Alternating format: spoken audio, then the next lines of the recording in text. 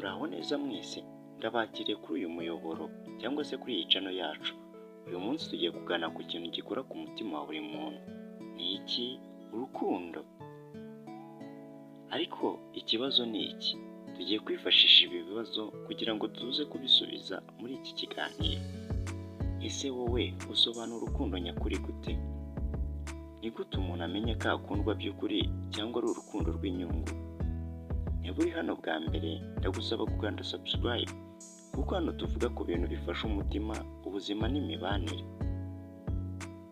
Ikintu cya mbere ugomba kumenya, urukundo si amagambo gusa.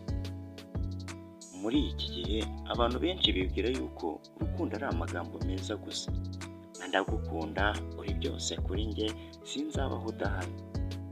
Ese koko urukundo ni imitoma gusa? Oya, ukuri ni uku.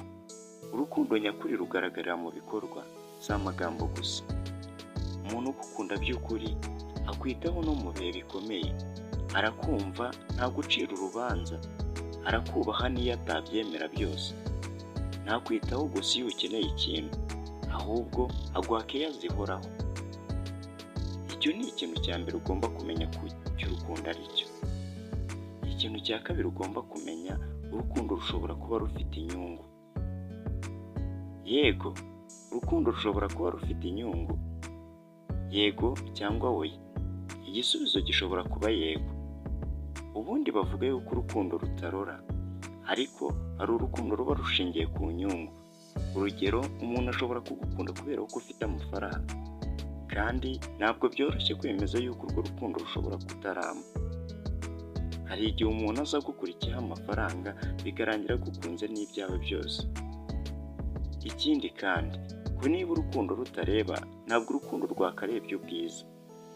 Ariko hari abantu bakundira umuntu ubwiza gusa, kubera yuko wenda abantu bavuga yuko ari mwiza, cyangwa se afite tayi ukunda, cyangwa se kubera ibintu abantu bamuvugaho ukabona ni mwiza. Hari abakunda umuntu igihe ibintu bimeze neza. Birashoboka, nibyo tuvuze haruguru, n'igihe umuntu afite amafaranga, umuntu ashobora kumukundira ibyo ngibyo. Ariko akenshi iyo ibi bintu bihindutse, urukundo rurashira. Ibi ntabwo ari urukundo nyakuri, ni inyungu zambaye isura y'urukundo.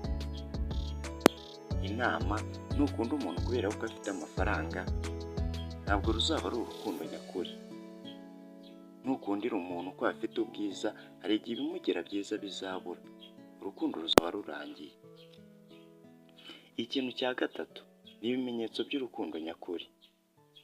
Dore ibimenyetso bigaragaza urukundo nyakuri. Icya mbere ni ukubahana. Abantu bakundana ntabwo bagasuzuguranye. Ntabwo rwaba ari urukundo mu gihe batubahana. Icya kabiri, nta rukundo rutagira icyizere. Ni ukwizerana.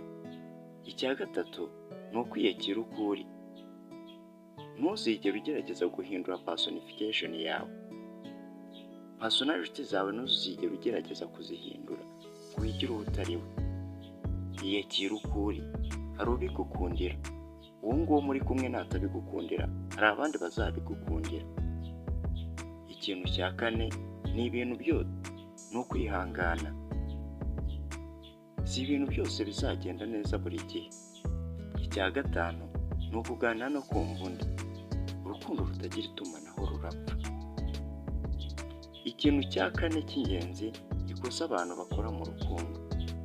Ni ayahe makosa abantu bakora mu rukundo? Ese nawe urayakora?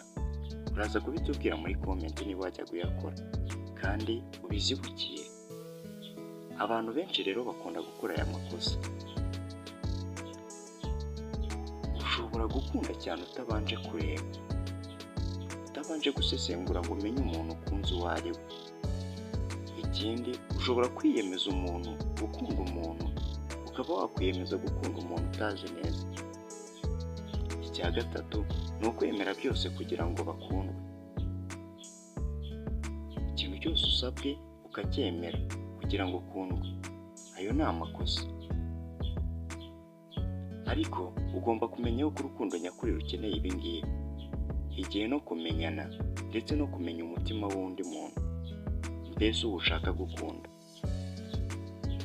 Ikindi kintu cya gatanu ni ubuzima bwiza bw'urukundo. Ubuzima bwiza bw'urukundo. Urukundo rwiza ntirugira ububabare buhoraho.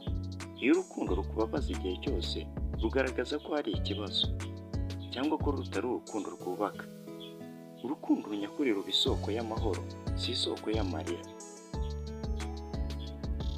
Urukundo si ikintu cyo gufata nk'umukino, ni ubuzima. Niba wize ikintu muri iki kiganiro, ntuzibagirwe. Urukundo nyakuri ruba rufite ibikorwa, kubahana n'ukuri. Niba wishimiye iki kiganiro, kanda like, subscribe kandi ugire icyo umbwira mu gitekerezo uciye muri comment. Wowe ubona urukundo nyakuri ari iki? Ese ibi nkuhaye hari icyo bikumariye? Urabitubwira muri comment.